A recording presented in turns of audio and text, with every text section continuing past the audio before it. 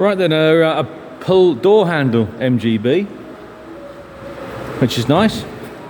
Makes a change. Now I jumped in this yesterday and it had been started for since before the bank holiday, and I was extremely pleasantly surprised with how smooth the engine was. Now it hasn't been started today, it's stone cold. Let's see what we get today, see if I'm equally as impressed. I am.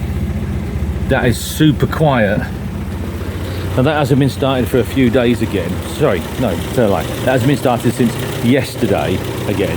Hence my hand going on the exhaust manifold there. There we go. Still stone cold. I'll go as far as to say I can't remember starting a quieter one in recent times. We've all been around the job. You guys watching this video have, I'm sure.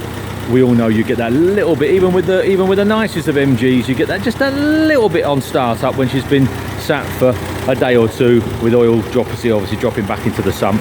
Now this has been sat since bank holiday, and I moved it for the first time yesterday, and it started as quiet as that, and that was fairly late last night. We got them all lined up, ready to do the videos and photographs today, and it's already, I don't know what time it is, it's probably gone 4 o'clock today and we haven't even got round to doing half of them. We've been that busy. So that's been sat again for a good few hours overnight, quiet as a church mouse when that started up. To me that's a massive bonus. I'm sure it will be to you. Inside we'll have a little wander around inside as well. I've left the hood up as we often do, because obviously the first thing we get asked if we take the hood down is what is the hood like.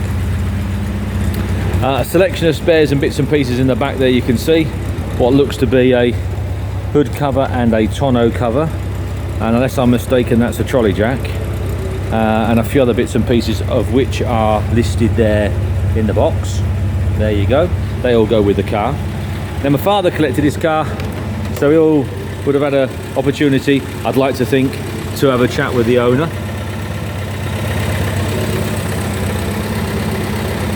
And I'm sure would have gained a bit of information. I think it possibly came from the same stable as the E-Type, which is a cracking car as well, so possibly. But just because they were on the same lorry doesn't necessarily mean they've come from the same location. So Jack's been around and taken a nice series of photographs for you. I'm just going to back that up obviously with this video.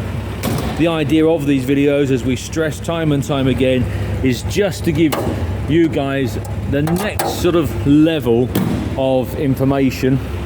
You know, they're not a detailed engineer's report, they're just literally a walk round and just relaying what we see, i.e. important things like the fact that that is super quiet, and things like seams, which are all good. Well, they're all very good. There you go. So difficult to get much of a shot underneath, but by all means bring a kneeling mat and a torch down when you come. Now we always have a good selection of MGs. In fact, my next one's going to be the white one. So we're bound to have an MG for you, I'm sure. We always have Roadsters, GTs, Cs, lucky enough to have some V8s as well at times. I think there's probably one for this next sale. So come down, have a look, see what you think. Hopefully that's just giving you a little bit more information on the car.